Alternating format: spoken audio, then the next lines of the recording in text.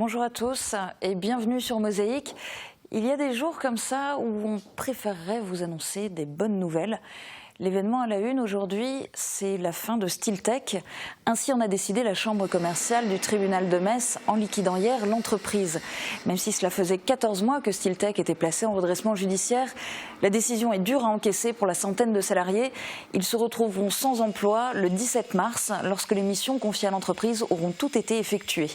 Alors nous reviendrons dans notre émission sur l'histoire de cette entreprise, témoignage aussi des représentants des salariés et puis Guy Zins, le PDG du groupe GZ, me rejoindra sur ce plateau. En fin d'émission, Plate-Bande vous remontera le moral. En attendant, il y a du neuf, mais pas très gai. Regardez le sommaire de l'émission. Avec l'aglo, plus belle la vie. Des infos importantes, mais pas de quoi se réjouir aujourd'hui. Fin de l'exploit historique pour Sarre-Union qui s'est incliné 4-0 hier soir face à Lorient en 8e de finale de la Coupe de France de football. C'en est fini pour Stilltech. La liquidation judiciaire a été prononcée hier par la chambre commerciale du tribunal de Metz. 110 salariés vont se retrouver sur le carreau à Sarreguemines et à Creutzwald. Après Smart, est-ce au tour des sous-traitants, voire ensuite de l'ensemble des entreprises françaises, de mettre fin aux 35 heures? C'est ce que craint la CGT. C'est la fin du carnaval, mais l'exécution du prince était plutôt festive à Sarreguemines. Enfin, pour la Saint-Valentin, les 4 joyeux lurons de Plate-Bande vous font de Dickerschmutz. Il y a exactement 6 ans, Mosaïque s'était intéressé au contrôle de la qualité de l'eau reversée par la station d'épuration de la Casque, celle qui est située juste à côté de la zone commerciale de Grosse-Biederstroff. Les analyses quotidiennes de teneur en phosphate, ammonium, nitrate et nitrite étaient alors particulièrement surveillées. Vous allez comprendre pourquoi. Replay. Vos données sont accessibles où que vous soyez, avec ou sans votre ordinateur. Pour les pros, la solution, c'est le cloud ID Réseau. Compte tenu de la période de froid que nous vivons actuellement, la vigilance est accrue. En fonction des résultats relevés, les responsables ajustent par exemple la quantité d'air injectée dans la station pour mener à bien le processus d'épuration. Aux faibles températures pénalisantes que nous venons d'évoquer s'ajoute une autre difficulté, le sel utilisé sur les routes pour éviter les accidents automobiles. En raison du dégel, il arrive à la station de manière concentrée avec les eaux pluviales. Le sel peut détruire la cellule membranaire des bactéries et empêcher qu'elles ne fassent leur travail d'épuration. Grand froid et sel sur les routes ne sont pas au programme pour demain. Regardez les prévisions de Météo France. Près de 4% des accidents du quotidien ont pour origine le bricolage. Assurance accident de la vie, la sécurité par tous les temps. Bonjour tout le monde, pour demain une nouvelle dégradation nous attend. Le ciel déjà bien nuageux en matinée s'assombrit un peu plus en cours d'après-midi. Des précipitations faibles gagnent notre région par le sud en fin d'après-midi. Il s'agira de pluie et de neige mêlées en vallée et de neige sur les hauteurs. Les températures descendues entre -1 et 1 degré au petit matin s'échelonnent entre 4 et 6 degrés au maximum. Demain vendredi 12 février, nous fêtons les Félix. Le soleil nous accompagnera de 7h45 à 17h46. Et notre séquence insolite du jour parle des fautes d'orthographe. Si vous êtes complexé par vos fautes, vous serez rassuré de voir que nos voisins allemands ne maîtrisent pas non plus la langue de Molière. Regardez.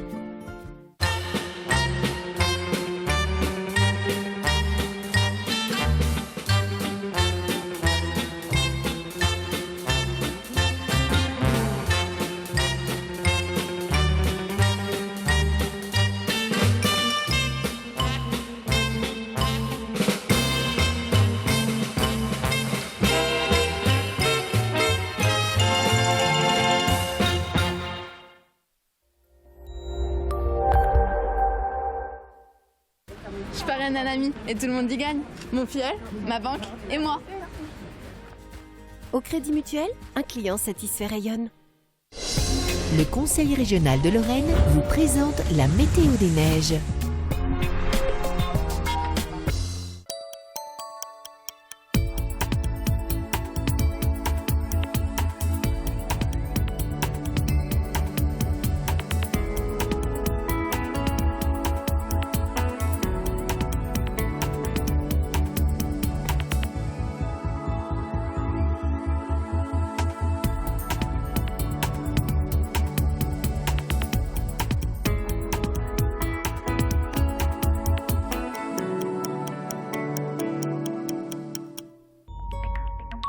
Retrouvez toutes les informations sur l'enneigement de vos stations préférées sur www.bulletin-d-neige.com. Le Conseil régional de Lorraine vous a présenté la météo des neiges. Tour d'horizon des titres à la une du Républicain Lorrain aujourd'hui. En page régionale, la SNCF met le paquet pour les frontaliers. 2016 est une année vitale pour la SNCF avec la mise en service du deuxième tronçon de la LGV Est et un nouveau cadencement des TER en avril. Mais l'enjeu principal est clairement le flux des frontaliers vers le Luxembourg. Dans l'édition de Forbach, le déblai des boues après les inondations. La journée d'hier y a été consacrée notamment à Hombourg et Spicherun. Dans l'édition de Sarreguemines, la belle aventure s'achève pour Sarre-Union qui s'est incliné hier soir 4-0 face à Lorient en 8e de finale de la Coupe de France. Et vous allez pouvoir justement regarder le résumé de ce match historique dans quelques instants dans le JT.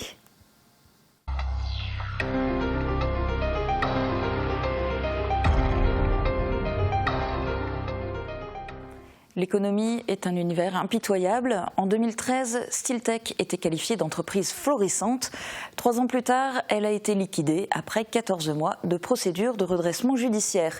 Cyrielle Mersdorf et Guillaume Dumonteil reviennent sur son histoire mouvementée. Si officiellement la création de l'entreprise Stiltech remonte à 2007, l'histoire de cette société spécialisée dans la mécano-soudure est en réalité bien plus longue. Ses origines remontent en effet à 1956 avec la création de MFI à Sarreguemines par Westphalia. 30 ans plus tard a lieu la naissance d'ADMI à Creutzwald, filiale du groupe DBT. Ces deux sociétés deviennent ensuite DBT France. 2007 est un tournant. En effet, cette année-là, DBT France devient Stiltech. Son gérant, Guy Zins, décide avec ses salariés de prendre en main la destinée de l'entreprise. Il s'opposait ainsi aux volontés d'un fonds d'investissement qu'il jugeait inacceptable. Ce rebondissement est dans les premières années couronné de succès puisque les indicateurs sont dans le vert. Le chiffre d'affaires comme le nombre d'employés augmente. Ainsi, de 2009 à 2012, Stiltech passe de 173 à 200 collaborateurs. Quant au CA, il croît de 40 à 46 millions d'euros sur la même période. 2014 est une autre année charnière. Alors que Stiltech compte près de 280 employés, son chiffre d'affaires est lui en net recul puisqu'il tombe à 36 millions d'euros. De plus, Stiltech perd un gros contrat avec Caterpillar. Ce seul client représentait près de 70% de son activité. L'entreprise ne s'en remettra pas. Le 3 décembre 2014, elle est placée en redressement judiciaire. D'aller-retour au tribunal en aller-retour au tribunal, le nombre d'employés diminue. À chaque fois, jusqu'à hier, apparaissaient des lueurs d'espoir comme des hausses d'activité ponctuelles ou des projets de reprise. Autant d'embellies, réelles ou présumées, qui ne lui ont finalement pas permis de poursuivre son activité de fabrication de vérins hydrauliques notamment. Thomas Drouin est allé ce matin à la rencontre des salariés de Stiltech Sarreguemines. Il a pu recueillir les réactions du représentant des salariés et du secrétaire du CE. Hier, on nous a appris que la société était liquidée. Par contre, il y avait encore 22 personnes qui pouvaient être susceptibles d'être sauvées à Sarreguemines, à Creutzwald, je veux dire. Mais ils n'ont pas privilégié cette option. Ils ont privilégié l'argent parce qu'ils veulent avoir le maximum d'argent pour récupérer l'argent. Donc nous, on est dans une situation aujourd'hui qu'on a appris hier par Maître Chanel que la société était liquidée et qu'on devait continuer les travaux jusqu'au 16-17 mars. Et tout le monde se pose la question, qu'est-ce qu'on va faire jusqu'au 16 mars ? Et donc plein d'autres questions ressortent. Est-ce qu'on va finir le travail ? Tout le monde se pose plein de questions. À l'heure actuelle, on attend la direction et l'administrateur afin d'obtenir ces réponses. Et pour l'instant, voilà, on est là et on attend que la direction arrive. On nous demande qu'est-ce qu'on va faire jusqu'au 17 mars, premièrement. Et on n'a aucune information des directions. Et tous ces gens attendent une information de notre direction. En fait, ça fait 6 mois que l'activité est très, très basse. Hein. Bon, nous, on avait l'habitude par le passé d'avoir des gros volumes. Et là, ça fait vraiment 6 mois. On a demandé au personnel de poser des congés, de prendre des RB afin de ne pas accentuer le trou de l'entreprise. Hein. Et voilà, c'est ce qu'on peut dire. Hein. Ces 6 derniers mois, l'activité est relativement en baisse. Nous, on a l'impression de creuser notre tombe, hein, c'est tout. Hein. On voit qu'il n'y a pas d'avenir. On ne voit pas vraiment l'intérêt à continuer à travailler si on sait qu'il n'y a pas d'avenir.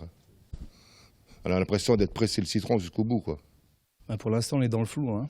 Il y a une solution de reclassement qui est obligatoire d'après le plan social, qui va être proposé au groupe GZ. Et on aura un retour. Là, pour l'instant, on n'a pas d'autres informations. Dans le cadre légal, c'est obligé de faire une demande de reclassement, s'il y a reclassement. Et s'il n'y a pas de reclassement, c'est pour l'emploi. Alors, Stiltech, c'est une entreprise qui fait partie du groupe GZ. Guy Zins, vous en êtes le président. Bonjour. Bonjour. Merci beaucoup d'accepter, en plus, en ces temps difficiles, de venir donner votre point de vue sur ce plateau. Quel a été, votre sentiment hier en apprenant cette liquidation ? Comme les salariés, en fait, c'est notre bébé. On l'a construit ensemble. On a fait tout ce qu'il fallait pour en faire une usine et une société exemplaire. Nos plans et notre croissance a été marqués toujours par du positif. On a dû être malheureusement mis devant des faits un peu différents en 2014, quand Caterpillar a rompu son contrat. On a été placé en redressement judiciaire et on s'est battu jusque maintenant à essayer de trouver des solutions pour sortir de ce redressement, pour arriver à faire soit un plan de continuation, soit à trouver une bonne société qui était en mesure de reprendre tout ou en partie la société. Alors justement, nous, ça fait plusieurs années qu'on vous filme régulièrement. Alors au départ, tout allait bien, puis petit à petit, il y a eu cette période de redressement judiciaire. Ceci dit, vous y croyez, vous y avez cru longtemps, vous voyez malgré tout optimiste à l'issue des différentes audiences et des différents reports dont vous avez pu bénéficier. Il y a 10 jours, c'était déjà plus le même état d'esprit. Qu'est-ce qui a fait basculer? Qu'est-ce qui vous a fait vous dire que là, ça allait être la fin? En fait, la décision, c'est pas moi qui l'ai, c'est plutôt et nos clients et l'activité qui conditionnent tout. Donc je pense qu'une société en redressement judiciaire est jugée par son résultat et surtout par sa trésorerie. Donc quand la trésorerie tend à s'éteindre, pour N 1000 raisons, donc notamment des raisons d'activité, l'administrateur doit prendre un chemin qui est malheureusement le chemin d'arriver au terme d'une période d'observation et doit faire décider au tribunal d'une solution qui sera celle de la solution en fonction des faits de ce moment-là. Parce que pour vous, en tant que dirigeant, c'est à la fois quelque part un échec et en même temps une énorme responsabilité humaine vis-à-vis des salariés. Vous le vivez comment? Je le vis assez mal. Donc, je sais que je vais mettre à la rue d'une manière ou d'une autre 110 familles. Donc j'espère et je ferai tout ce que je peux pour reclasser du personnel. Je ne veux pas m'engager sur le nombre, mais il faut rebondir. J'espère que chacun retrouvera son chemin. Donc je n'ai pas envie qu'on me reproche ça le reste de ma vie. Donc on a fait plutôt du développement. Aujourd'hui, c'est l'inverse. On doit se résigner à dire, bon voilà, il y a une situation qui est celle que je n'ai pas voulu non plus. C'est l'économie de marché qui nous a mis là où on est. On a aussi certainement des responsabilités. On a peut-être fait des erreurs, des choix qui n'ont été peut-être pas les meilleurs. Mais aujourd'hui, ça touche l'ensemble de la société et c'est ça qui est vraiment grave. Et au sein du groupe GZ, il y a une autre entreprise, Core en l'occurrence, qui est aussi en ce moment en redressement judiciaire. Oui. Vous voyez son avenir comment? Est-ce qu'on risque d'en arriver à la même situation? J'espère que non. Donc on fait à nouveau, c'est pour ça que je dis l'équilibre entre les problèmes n'est pas tout à fait le même. Donc Stiltech était plus importante avec son personnel, 110 salariés contre Core qui en a 28. Donc c'est plus simple de gérer aujourd'hui une petite société avec les commandes qui ne sont pas des commandes stables. On a très peu de visibilité, malheureusement. On ne sait pas ce qu'on va faire dans 6 mois, par exemple. Donc ça, il y a 2 ou 3 ans en arrière, j'étais en mesure de vous le dire. Donc on a des prévisions qui allaient sur du moyen terme. Aujourd'hui, on ne traite que du court terme. Donc du coup, difficile de rassurer aussi bien les clients que surtout les salariés et les banques. Je suis obligé de le voir d'une manière positive parce que sinon, si je ne fais pas ça, je pense que c'est le début de la fin à nouveau. Donc je vois ça avec bien sûr du recul. On ne peut pas foncer tête bête dans des marchés qu'on n'a pas encore. C'est difficile aujourd'hui de gagner des nouveaux clients. C'est surtout bien servir les historiques et de reconstruire à nouveau de ses cendres une société. En 2 mots, est-ce que vous savez pourquoi le projet de reprise de Stiltech, en tout cas à Creutzwald, même si c'était qu'avec une petite partie du personnel, n'a pas abouti? C'est la décision de la chambre commerciale. Donc là, je ne veux pas faire de commentaires là-dessus. C'est un choix qu'ils ont fait. Bien sûr, il y a des faits, il y a des facteurs qui font... les salariés, vu de leur cours, c'est normal, qui réagissent comme ça. Je réagirai de la même manière. Moi, patron, c'est moi qui ai en partie créé cette société. Je sais ce que ça a coûté, je sais ce que ça a demandé comme investissement. malheureusement, une société comme la mienne est valorisée à 50 000 €. Donc c'est pas beaucoup d'argent, et je pense que ça aussi, vu de la cour, du mandataire et du tribunal, c'est vu différemment que par les salariés. Et je le comprends. Il n'y a pas quelqu'un qui a tort ou a raison. C'est difficile de se positionner là-dessus. Merci en tous les cas d'être venu témoigner sur ce plateau. On espère que les autres entreprises du groupe vont pas être entraînées dans la mouvance. Bon courage, bien sûr, pour la suite. Merci. Qu'en est-il de la situation de Smart désormais? On en a beaucoup parlé, y compris au niveau national, et puis tout s'est un petit peu tassé. Pourtant, ça y est, les salariés qui ont signé le pacte 2020 sont aux 37 heures par semaine. La CGT n'abandonne pas pour autant le combat et elle a organisé une conférence de presse. Reportage. C'était il y a 4 mois. La presse faisait le pied de grue devant la porte de l'usine Smart, alors qu'à l'intérieur, les salariés de l'entreprise étaient invités à se prononcer sur le pacte 2020, prévoyant une augmentation du temps hebdomadaire de travail. Les temps qui ont suivi n'ont pas été des plus calmes, puisque face au rejet de la méthode et du contenu de la part d'une majorité de la représentation syndicale, la direction est alors passée par un accord direct salarié par salarié avec la signature d'un avenant à leur contrat, imposant ce qui n'avait pas alors pu être négocié. Plus de 97% des salariés ont signé cet avenant dans des conditions encore décriées et condamnées par les syndicats. 4 mois plus tard, l'un d'eux, la CGT, a voulu revenir sur cette manière de faire et ses conséquences pour les salariés. L'ambiance est quelque part un peu malsaine et ce que les gens, on va dire, ont du mal à avaler, c'est surtout les horaires, quoi. Les horaires qui sont très hauts, on termine à 23 h le poste de travail. Il y a des travails le samedi, donc aujourd'hui on travaille 6 jours sur 7. Le syndicat déplore d'ailleurs l'attitude de la direction vis-à-vis des non-signataires, ainsi qu'envers les salariés ayant signé l'avenant, mais ayant publiquement dénoncé une signature qu'ils considéraient forcée dans les médias. Vous ne pouvez même plus penser dans l'entreprise, c'est l'entreprise qui pense pour vous. Au-delà des salariés de l'entreprise Smart, c'est aussi la situation des sous-traitants qui inquiète la CGT. Dans certaines entreprises présentes sur le site, la question est déjà à l'ordre du jour. On est en négociation, en pleine négociation annuelle obligatoire et forcément la direction Forestia nous a dit que Smart avait fait l'effort et que il fallait en discuter, qu'il n'y avait pas de tabou et que effectivement ça pouvait être tout à fait transposer ce modèle de retour en arrière sur le temps de travail 37-39 heures pouvait être très bien transposé. Pour la CGT, la crainte est que ces dispositions horaires fassent tache d'huile sur le site puis sur l'ensemble de la sphère économique. La représentativité des élus syndicaux semble elle aussi remise en question, et cela même au plus haut niveau de l'État. Pour cette conférence de presse, Frédéric Sanchez, secrétaire général de la Fédération de la métallurgie à la CGT, avait lui aussi fait le déplacement. Pour lui, l'essentiel était de dénoncer un mouvement général de régression dans le dialogue social, mis en exergue par la situation chez Smart. Je vous propose de voir un extrait de l'interview qu'il nous a accordée. Il y a aujourd'hui une politique qui est menée dans un esprit politicien du terme, qui répond uniquement aux revendications et aux cahiers de revendications du patronat. On le voit avec ce qui vient de se passer à la Smart, avec les conséquences sociales sur les salariés, sur leurs familles. On voit que le fait que la Smart ait ouvert une brèche par rapport à contourner le dialogue social, contourner la position des organisations syndicales majoritaires, et j'insiste sur ce terme, CFDT, CGT, à elles deux, elles représentent 54,5%. Donc on voit bien que quand on n'arrive pas à passer par le dialogue social, le patronat aujourd'hui utilise des outils qui datent d'un autre temps. C'est ce qui se faisait dans les années avant-guerre. Il y a eu des évolutions depuis. Malheureusement, on voit qu'aujourd'hui, la politique menée par le gouvernement de François Hollande aide justement à retourner à ce genre de pratiques au niveau des entreprises.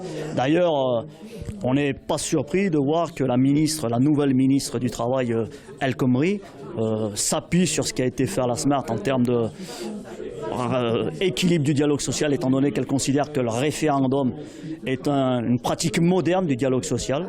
On n'est pas nous contre le référendum. On est sur une consultation équitable. C'est-à-dire quand on consulte les salariés, on doit les consulter surtout On a fait un référendum sur une remise en cause des 35 heures. Pourquoi ne pas faire un référendum sur une augmentation de 10% des salaires? Et on verra le positionnement là que prendront les salariés. S'il y a 95% des salariés qui disent on est OK pour 10% d'augmentation de salaire, quelle sera la position de la direction Smart? Et ça s'est passé tout près de l'usine Smart hier en début d'après-midi. Un spectaculaire accident s'est déroulé sur l'autoroute A4. Peu après Ambar, une jeune automobiliste de 19 ans qui circulait en direction de Paris a perdu le contrôle de sa voiture qui a heurté les barrières de sécurité. La jeune femme, dont le véhicule est immatriculé dans le Haut-Rhin, a été légèrement blessée. Elle a été transportée choquée à l'hôpital. Fin de l'aventure pour l'US Sarre-Union. Hier soir, à l'occasion des 8e de finale de la Coupe de France, le club alsacien de CFA recevait un club de Ligue 1, le FC Lorient. Et on peut dire que le score final est cruel. Le commentaire de Jean Birkel.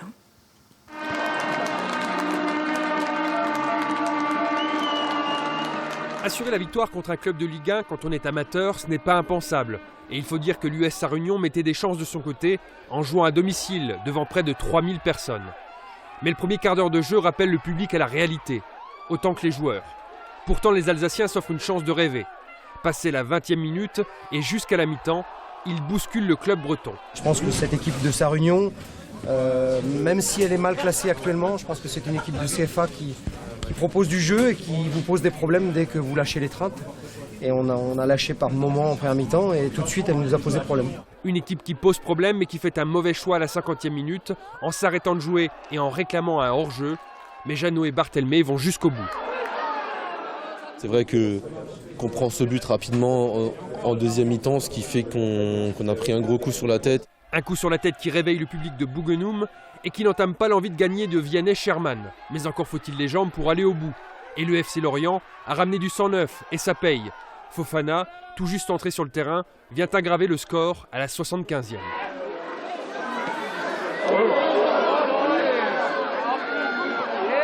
Sarre-Union bénéficie encore d'une lueur d'espoir à la 79e minute sur coup franc.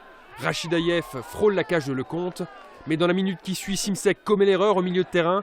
Un contre profitable pour Lorient que vient conclure Barthelmé. Score cruel pour les joueurs locaux qui ne voient pas le 4e but s'abattre alors que le capitaine Yann Schneider vient de se blesser. Sarre-Union quitte la compétition avec les honneurs. Je suis super fier d'eux, franchement. Le 4-0 est un petit peu trop large. La fierté, c'est d'avoir pu organiser un tel événement ici aujourd'hui à Sarre-Union, d'avoir plus de 3000 personnes autour du terrain. Je pense que c'était la fête pour toute une région. Et puis à un moment donné, maintenant il va falloir privilégier quand même notre championnat. Carnaval aussi, c'est fini et la Société carnavalesque de Sarreguemines n'a toujours pas aboli la peine de mort. Fabrice Premier en a fait les frais hier soir. Reportage. Allez, hop, allez, hop. Le ton n'est plus tout à fait le même.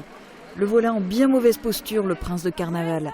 Après avoir festoyé allègrement, le voici accusé d'avoir entraîné la foule dans la débauche et jugé coupable par le tribunal du chahut public de Sarreguemines au cours d'un simulacre de procès. Je voudrais, cher maître, vous demander une nouvelle fois, êtes-vous bien sûr de vouloir défendre la cause de ce sagouin? Car franchement, malgré toute l'impartialité de ce tribunal, vous savez que vous n'avez aucune chance de le sauver. La princesse Cindy Première ne peut retenir ses larmes. Le sort de son prince est scellé au cours de cette audience publique. Le verdict est sans appel. La condamnation à mort est exécutoire immédiatement. Et aucune chance pour lui d'en réchapper. Il sera notamment pendu, brûlé et noyé. Et même si la pluie lui a offert un court répit en compliquant l'embrasement, feu Fabrice Premier n'est plus. Le prince est mort, enterrant avec lui Carnaval. Mais le Carnaval, lui, renaîtra de ses cendres le 11 novembre à 11h11. Bien-être, hygiène, consommables, équipement de la maison. AVS Médical, notre métier, vous accompagner. Mosaïque vous propose un magazine exceptionnel. Les plus grands cavaliers, dresseurs et professionnels du spectacle équestre étaient à Avignon au 30e Salon international Cheval Passion. Les crinières d'or, c'est du rêve à l'état pur et c'est à découvrir demain sur Mosaïque.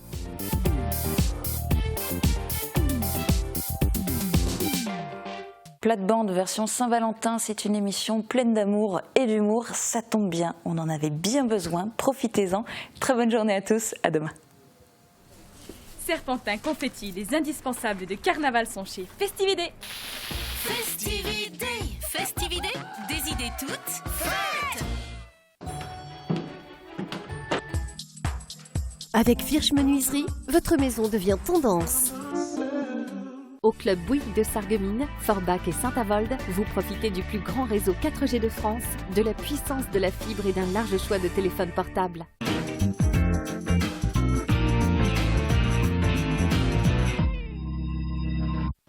Also heute, liebe Zuschauer, bonjour, bei Plate-bande ist Valentinstag. Wie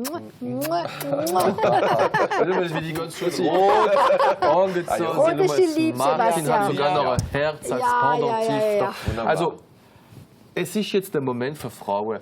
Ihr als Frau, was ist Ihr Lieblingsgeschenk? Was kriegt ihr gerne so Geschenk an Valentins? Blumen, Kleider, Parfum? Muck. Was könnte man da echt Pläsier machen für Valentinstag? Oder eine Rose oder etwas? Ja. Nee, fortfahren, ein Weekend so. Oh, Madame, ja, fortfahren, ein Wir Weekend. wollen nur Zeit mit unserem Schatz verbringen. Oh, la, la, Schmutzen.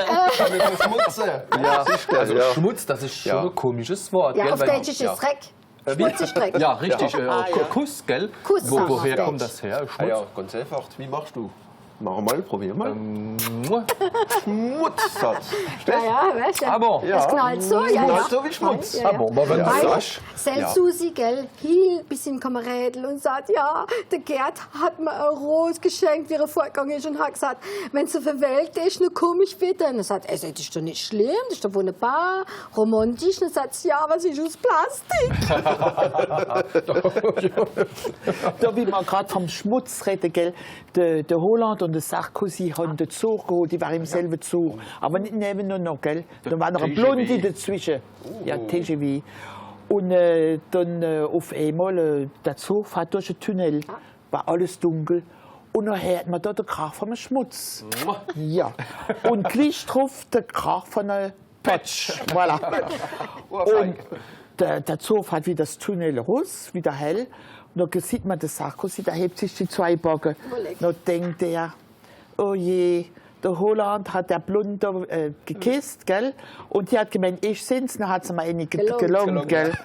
Über einmal denkt sie, ja, der Sarkozy hat mich willen kissen, aber er hat mich nicht getroffen, dann hat er den Holland getroffen, dann hat er eine gelungen gekriegt, gell?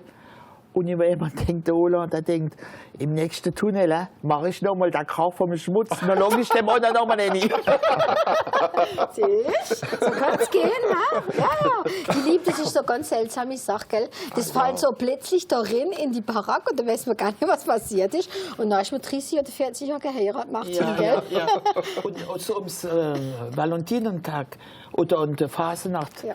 Da gibt es 9 Monate später viele Kinder immer. Ja, sind ja im Oktober dann geboren. Ja, das sind Herbstkinder. Die Oktoberkinder sind Valentinst oder Phasenachtskinder? Valentinst, ja. Saint-Valentin. Jetzt, wo man sagt, ich kenne ein paar, die im Oktober geboren sind. Oktober oder November, gell? Ja. Mit den Reisen und so, weißt du, die Madame Meyer, die ist da mal in Venedig gewesen, aber allein, der Mann ist nicht mitgegangen, gell? Und nach 4 Wochen packt sie Sache und Pack und geht unten an die Rezeption und verlangt die Rechnung. Sie muss sofort wieder heim, sagt sie zu dem Hotelbesitzer. Und dann sagt er, einfach was? Sagt er, mein Mann, der hat mir schon 2-mal Geld geschickt, ohne dass ich etwas verlangt habe. Oh ja, das ist noch eine kleine Geschichte auch. Ja. Der Mann sagt seiner Frau, oh, ich will dich überall verschmutzen, hör ich dich doch so gern. Ja. Und dann sagt die Frau, ah ja, jo, aber das sind schon 2 Plätze, wo ich könnte sagen, da könnte ich mich kissen. Ah, wo? Aber in Venedig und in Miami. Und mit die gut redet, ich würde sagen, wir machen Schluss. Wir wünschen natürlich alle Verliebte schöne Valentinstag. Und Schmutz und Schmitz. Voilà, Plurial, Schmutz und Schmitz. Und dann wird geschwitzt. Boah, das ist auch das Thema. Die nächste Woche reden wir von Bricolage, da wird geknuddelt und so wieder. Wir wünschen euch einen schönen Tag und bis nächste Mal. Merci.